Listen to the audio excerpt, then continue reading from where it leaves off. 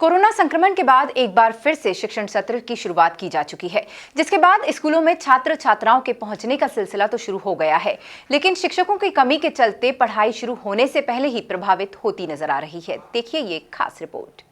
जिले में 70 higher secondary और 90 हाई स्कूल हैं, जिनमें शिक्षण सत्र शुरू किया जा चुका है। स्कूलों में 50% से ज्यादा विद्यार्थी पढ़ाई के लिए आने भी लगे हैं, लेकिन शिक्षक जो थे वही हैं। कई सब्जेक्ट ऐसे हैं जिनके शिक्षक नहीं हैं, ऐसे में अतिथि शिक्षक ही इनका विकल्प थे। लेकिन कोरोना काल के बाद अतिथि शिक्षकों की भर्ती नहीं हो पाई है।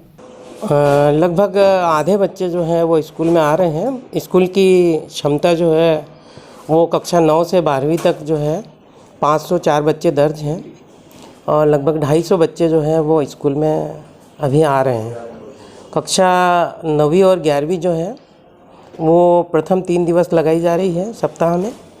हमारे पास जो उपलब्ध कमरे हैं, व्यवस्था है उस हिसाब से, और कक्षा 10वीं और 12वीं जो बोर्ड कक्षाएं उनको सप्ताह में हर दिन जो है नियमित रूप से अध्यापन के लिए बुलाया जा रहा है। वर्तमान में 13 शिक्षक हैं अभी, और शासन ने जो है आज से अतिथि शिक्षकों को रखने के भी आदेश जारी कर दिए हैं और अगले 2 दिन में जो है 9 तारीख से जो है वो सभी लोग जो हैं हमारे यहाँ पर उपस्थित हो जाएंगे अध्यापन के लिए। हाँ, रसायन विज्ञान जैसे विषय के लिए एक शिक्षक की कमी थी। बाकी हमारे पास 13 शिक्षक थे जिनसे अध्यापन कार्य चलाया जा रहा है। स्कूल प्राचार्यों की माने तो छात्र छात्राओं की संख्या बढ़ने के बाद अतिथि शिक्षकों की मांग नजर आ रही है, जिसको लेकर भर्ती के निर्देश भी मिले हैं।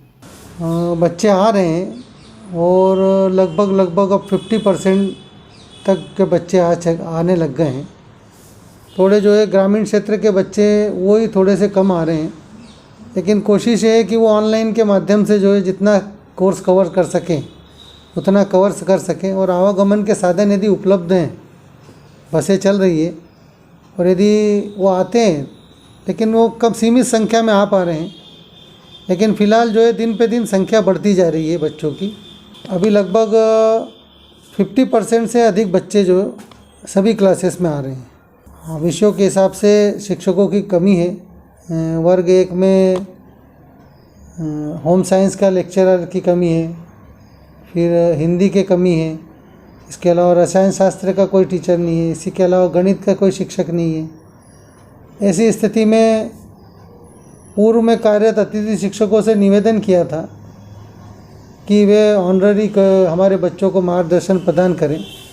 तो 1 दिसंबर से वे लोग आ रहे थे यहाँ पे, और अब चूँकि आयुक्त आदिवासी विकास कार्यालय ने अतिथि शिक्षक को रखने की अनुमति प्रदान कर दी है, इसलिए उनकी भी जो है नियमित उपस्थिति होने से कम जो हमारे कर्मचारी आ रहे थे, जो ऑनररी पढ़ा रहे थे, अब वो कम से कम नियमित रूप से वो स्कूल में पढ़ाएंगे। वैसे तो वो 15-20 रोज़ पहले से ही पढ़ा रहे थे, वो हमारे निवेदन पे वो आने लग गए थे और इसी की वजह से बच्चों की संख्या भी बढ़ गई। वहीं जिम्मेदारों की माने तो फिलहाल जो स्टाफ है उसी के माध्यम से पढ़ाई का कार्य किया जा रहा है। बाकी बच्चों को ऑनलाइन क्लासेस भी दी जा रही हैं। वर्तमान में अभिभावक की जो अनुमति लेके और अभिभावक की सहमति से छात्र छात्राएँ विद्यालयों में आ रहे हैं और उनका अपने कोविड गाइडलाइन के नियमों का पालन करते हुए अध्यापन कार्य हमारी शालाओं में सुचारू रूप से संचालित है। हम लोग उसको अभी चूँकि व्यवस्था करके टीचरों को क्लास देकर इसका समाधान करा रहे हैं, और जो अतिथि भर्ती के निर्देश अभी चूँकि रुके हुए हैं और इसलिए भर्ती की प्रक्रिया अभी जिले में प्रारंभ नहीं हुई है।